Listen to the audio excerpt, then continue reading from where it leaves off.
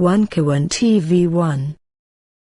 Assalamualaikum warahmatullahi wabarakatuh, guys. Kita telah selesai dari pertemuan dengan warga atau korban dan beberapa saksi-saksi yang terdampak PIK 2. Nah, ini kita lagi mau keluar ke arah Jakarta lagi, kita di samping bandara. Ya, masuk tol lagi. Tol bandara. Nah, Bung Ahmad Quazinuddin ya. Nah, ini gimana kronologisnya tadi, Bung, setelah bertemu dengan beberapa korban dan beberapa saksi? Ya. Baik, bismillahirrahmanirrahim. Yang perlu kami sampaikan kepada seluruh rakyat Indonesia, kegiatan kami yang pulang sore ini ya dari siang tadi ya, karena ada kegiatan lain. Sampai sore ini kita mengunjungi sejumlah warga yang menjadi korban perampasan tanah PIK 2 begitu. Dan ini bagian dari upaya untuk mengumpulkan bukti-bukti untuk perkara 754 PDTG garing 2024 PN CKTPST begitu.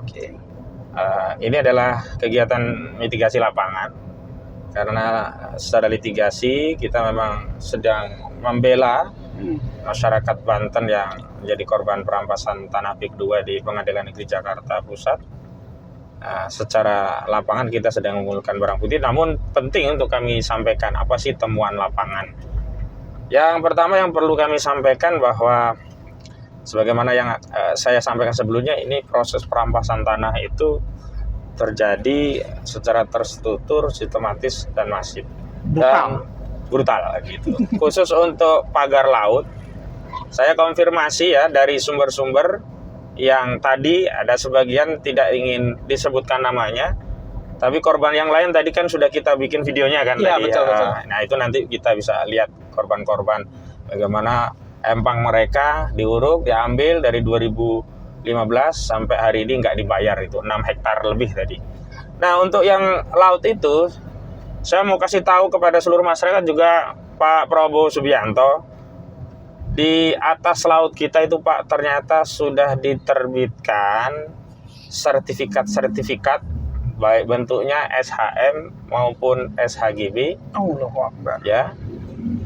Yang semestinya itu tidak boleh, karena laut itu kan milik negara ya. Teritorialnya tidak boleh kemudian dikuasai private, individu ataupun korporasi begitu. Nah, ternyata permainan mereka itu dimulai dari desa. Luar biasa. Bahkan tadi informasi yang kita peroleh ada yang menggunakan girik, bahkan tidak menggunakan girik prosesnya, cukup C desa. Jadi dari C desa itu disulap seolah-olah ada transaksi jual beli di desa dari nomor girik tertentu yang daftarnya ada di C desa. Walaupun bukti C desa itu, bukti C itu kan ada daftar, nomor girik, luas berapa, milik siapa. Kalau ada perubahan itu kan dijual kepada siapa, apakah seluruh girik atau sebagian, sisa berapa. Ini kan rujukannya ada girik. Nah, girik-giriknya ada yang tidak ditemukan.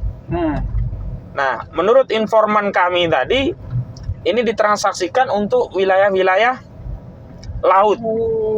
Dan yang terlibat diantaranya adalah Dispenda, Dinas Pendapatan Daerah. Karena untuk menerbitkan SPPT ya dalam rangka pengurusan peningkatan hak dalam proses jual beli, kan nanti ada yang ditingkatkan menjadi SHM atau HGB. Itu diantara yang penting ya prosesnya itu adalah pemberian IPR, izin penggunaan ruang. Dan ini pasti ada permainan begitu. Ya, di Pemda pasti ada permainan. Kenapa? Dari mana datangnya izin penggunaan ruang laut untuk diterbitkan SPT dalam rangka transaksi jual beli, dan dari dasar jual beli dan girik-girik yang didalihkan ada di laut tadi, kemudian bisa diterbitkan sertifikat hak guna bangunan dan sertifikat hak milik. Jadi kalau Tempo kemarin menyatakan hanya sertifikat hak guna bangunan, jadi dari informan yang kami baru temui tadi itu udah ada SHM juga. Dan plot-plot dari sertifikat itu kan bisa dicek di laman BPN Bumi ya, BPN ATR, yang di situ ada peta-peta wilayah, dan di atas laut itu ada sertifikat hak milik ya, hak kepemilikan ya, ada SHGB, ada SHM begitu. Nah, tadi sejumlah nama disebut. Iya. Ya, sejumlah nama disebut begitu ya. Ada Sudaryanto tadi ya kalau nggak salah. Sudaryanto, Ya. Kanwil ya. Ya, ada Sudaryanto. Kemudian ada notaris yang paling Banyak dipakai. banyak dipakai. Ini legend ini. Notaris Jadi legend nih. satu notaris bisa ngerjakan menyulap simsalabim gitu. Jadi ada nama notaris siapa tadi, sebentar saya cek, saya dapat data banyak banget ini. Duh, Iya. datanya segitu lengkap ya. Iya, banyak banget. Sebentar. Nanti bisa diedit lagi ya. Iya.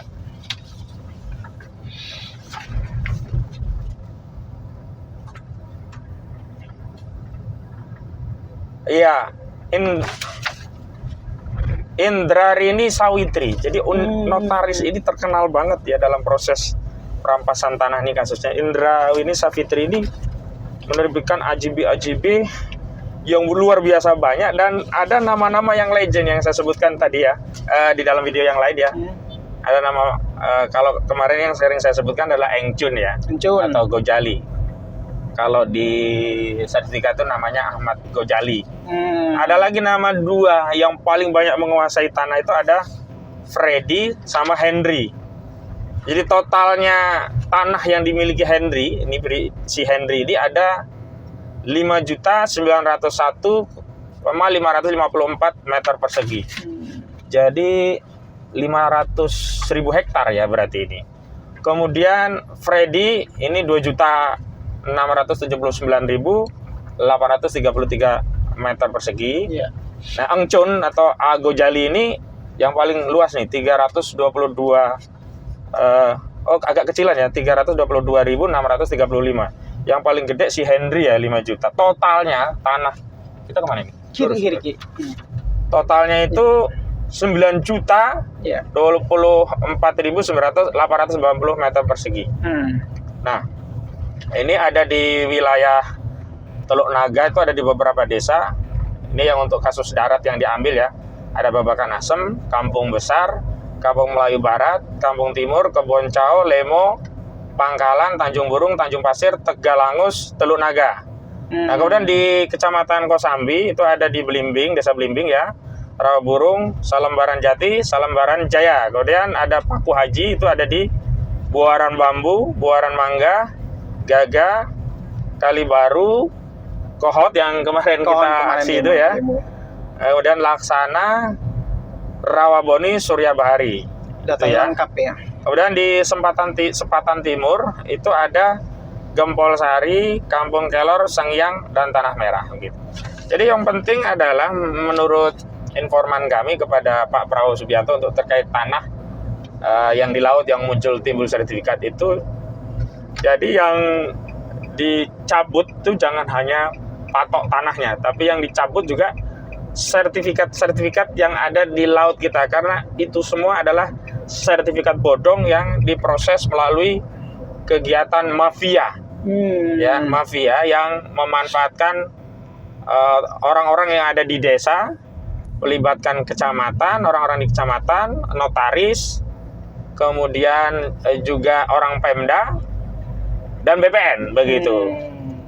Itu yang harus dicek semua. Nah,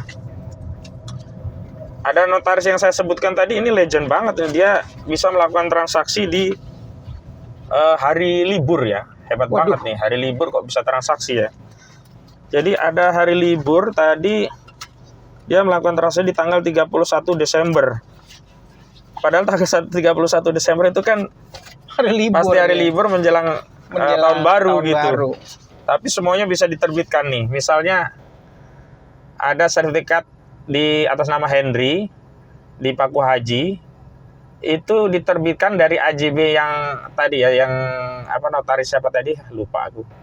Henry ya, Henry. Kan notarisnya tadi yang Rini siapa? Sebentar, Indrarini Sawitri ya. Indrarini Sawitri. Itu terjadi tanggal 31 Desember 2013. Kemudian ada atas nama Henry di Desa Saga, Gaga, itu juga 31 Desember 2013. Atas nama Henry lagi di Kecamatan Paku Haji, PBT nomor 915 2020. Ini tanggal 31 Desember 2013, AJB-nya itu juga di hari libur. Kemudian ada juga atas nama Henry semua ini. Di hari libur ini notaris bisa mengeluarkan AJB nih, keren banget nih. Ya. 31 Desember, banyak sekali gitu. Jadi udah jelas nih ya. Ini semua mafia. Ini semua adalah modus merampas tanah rakyat. Kalau di laut dengan menerbitkan sertifikat di laut yang diawali prosesnya dari desa, memanfaatkan oknum-oknum desa, kepala desa dan stafnya, kemudian naik ke BPN. Nah, akhirnya keluarlah ya sertifikat di atas laut yang diterbitkan oleh BPN. Nah, ini harus diaudit oleh pemerintah gitu. Kalau di darat, modusnya adalah dengan menimpa sertifikat atau tanah milik rakyat dengan NIB atau sertifikat yang dikendalikan juga oleh mafia ini.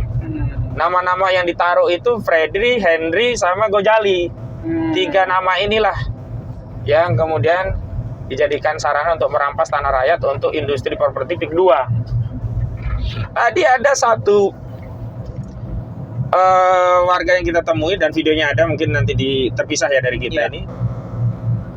Itu 2015 tadinya ditawar 200, padahal pasarannya nggak segitu, mau menerima, turun lagi 100 nggak apa-apa, dia dapat duit. Akhirnya nggak dapat apa-apa. Zong sama sekali, dan tanah itu sudah menjadi perumahan di kawasan PIK 2. Luar biasa. Begitu. Nah, ini kan kira-kira istilahnya terjadi perampasan tanah, Bung. Betul. Nah, ini kira-kira akankah pemerintah mengembalikan itu, dan kalau memang pemerintah menindaklanjuti atau mengembalikan, itu prosesnya gimana kira-kira? Ya, tentu saja prosesnya yang pertama pembatalan status PSN-nya, karena status PSN inilah yang sebenarnya modus perampasan sudah terjadi lama, tapi begitu ada PSN ini makin masif dengan dalih PSN ini ya, sampai ke Kronjo sana. Kalau sebelumnya kan ya, kalau kita bicara gempa ya, pusat gempa, epicentrum gempa itu justru di kecamatan Kosambi. Betul. Awalnya dari situ begitu, lalu melebar ke kecamatan Teluk Naga, kecamatan yang lainnya. Makanya benar kan, PIK itu awalnya kan Pantai Indah Kosambi gitu. Pantai Indah Kosambi. Jadi ada Teluk Naga, itu berikutnya gitu ya, sampai akhirnya ke kecamatan lain. Yang kedua, tentu saja harus menghentikan ini proyek ini. Dan kemudian terakhir tentu melakukan audit. Nah, ketika ditemukan proses dan prosedur termasuk substansi dalam penerbitan sertifikat itu bermasalah, cabut semua. Yang atas nama Gojali, Freddy, Henry ini cabut semua dan mengembalikan tanah-tanah tadi kepada pemilik asalnya gitu loh. Kalau mereka ada yang sudah transaksi, dikembalikan. Apakah mau melanjutkan transaksi atau membatalkan transaksi atau rekomitmen kalau memang mereka memang mau menjual, tapi nanti setelah dihentikan dulu, diaudit semuanya gitu loh. Yang paling penting adalah di laut, yang harus segera dilakukan adalah mengaudit sertifikatnya di laut, dan demi hukum langsung dicabut, gak ada alasan. Gak mungkin di laut itu ada hak milik, ada sertifikat, gak mungkin. Nah, kalaupun ada dengan dalih misalkan dinarasikan itu dulu adalah tanah daratan, karena lamanya kemudian terkena abrasi menjadi lautan. Nah, kemudian terjadi jual beli. Nah, ini yang harus diusut mafianya segera. Ditangkap semuanya, begitu ya. Ya, oke. Nah, kemarin kan sempat terjadi pelaporan ketika kita Bung Aka lapor ke KKP ya. Nah, tapi tidak terjadi audiensi atau kita baru kirim surat ya. Betul.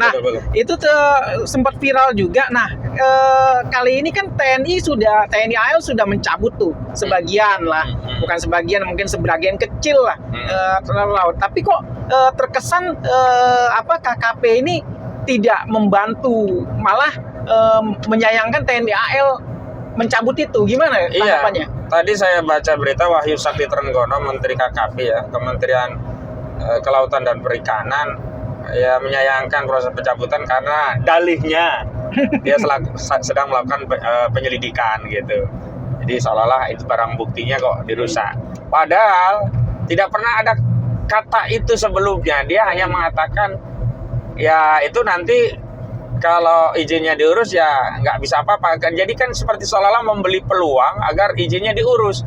Jadi kalau kemarin KKP hanya ngasih disegel dengan spanduk merah ya, tulisannya disegel oleh KKP, kan saya komplain juga kalau cuma nyegel kayak gitu, nggak ada tindakan pencabut dan sebagainya, itu mah Betul. sama tukang sablon juga bisa gitu. Betul. Tapi begitu benar-benar dicabut oleh TNI AL, ya kok komplain gitu loh Menteri KKP. Lah KKP ini mewakili siapa? Mewakili presiden, dia itu bekerja untuk presiden atau bekerja untuk Aguan?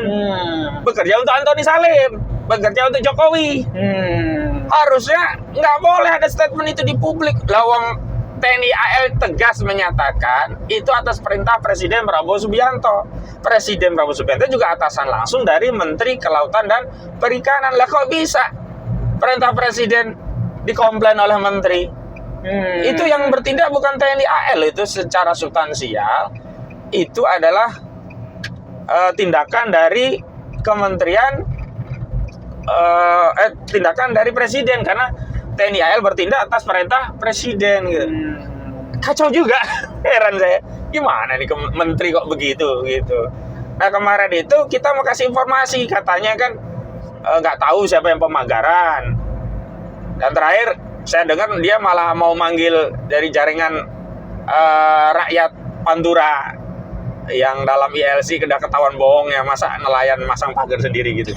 Kenapa nggak manggil kami? Yang sudah jelas saya kirim surat audensi, saya sudah kirim video, pelakunya jelas, yang magari itu mandor pemet, yang order pekerjaan namanya Engcun alias Gojali. Nah Gojali ini yang namanya ada di sertifikat untuk merampas tanah ini ya.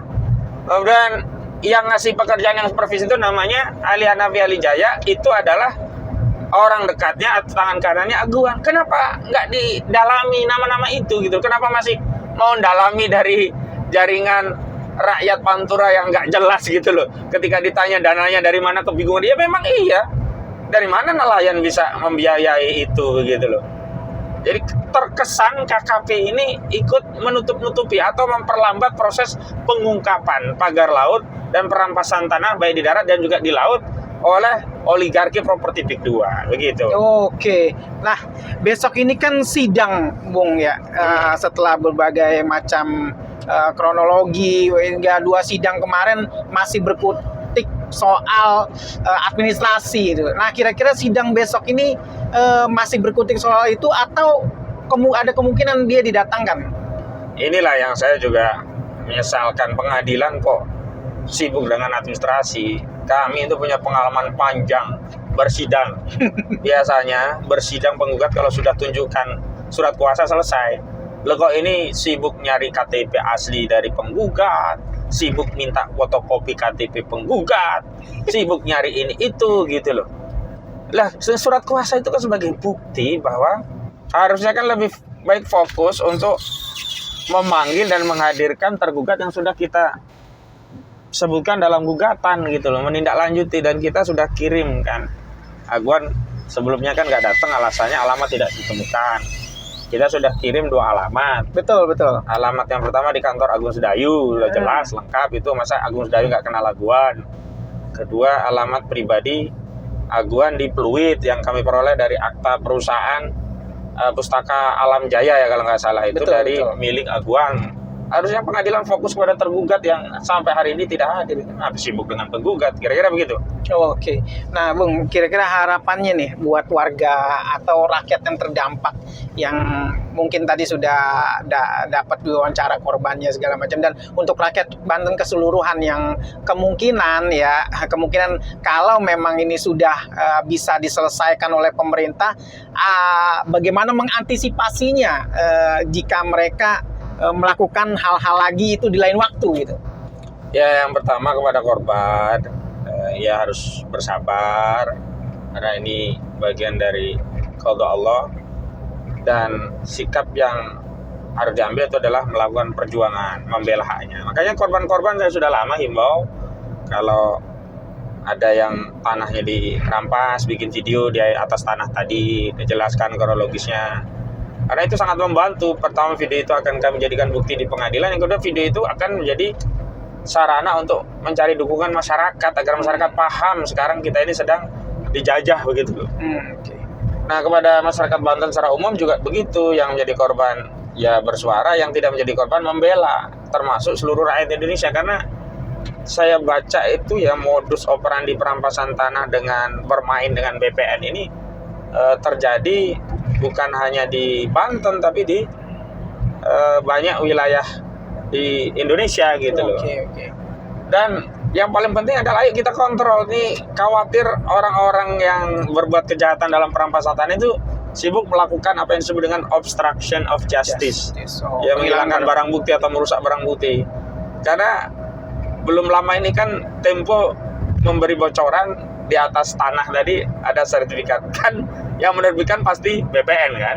BPN kan nggak mungkin menerbitkan kalau nggak ada pengaju kan. Pengaju kan jelas nanti ada administrasi yang melengkapi, misalkan dari desa dan yang lainnya. Ini harus kita jaga, jangan sampai ada penghilangan barang bukti. Terutama yang paling awal kan saya minta untuk segera berkunjung ke laman bumi ATR BPN, kemudian segera masuk ke lokasi wilayah laut Banten yang sudah ada sertifikat di atasnya, di screenshot semua. Khawatir nanti ada pembersihan seolah-olah hilang ya dari peredaran. Betul. Di desa, di kecamatan juga yang punya informasi, aparat atau pejabat yang jujur, yang masih bersih, tolong juga ya infokan. Kalau nggak bisa bicara langsung, pakai orang ketiga, misalkan pinjam orang lain untuk menginformasikan, atau kirim ke tim kami kan, ada tim mitigasi, bisa ke saya langsung atau bisa lewat Bang Juju Purwantoro. Nah, kenapa? Ya karena penjahat-penjahat perampas tanah rakyat ini sudah mulai ketakutan mereka dan mau menghilangkan jejak ya, mau lari dari tanggung jawab, begitu. Dan salah satunya ketika mereka ketakutan itulah adalah menggunakan buzzer untuk untuk memiringkan opini ya yang terjadi di masyarakat. Baik guys, itu saja liputan dari kami untuk sementara. Semoga tetap menjadi pencerahan bagi rakyat Indonesia, warga Banten khususnya. Sekian dari kami dua. Sekian, wassalamualaikum warahmatullahi wabarakatuh.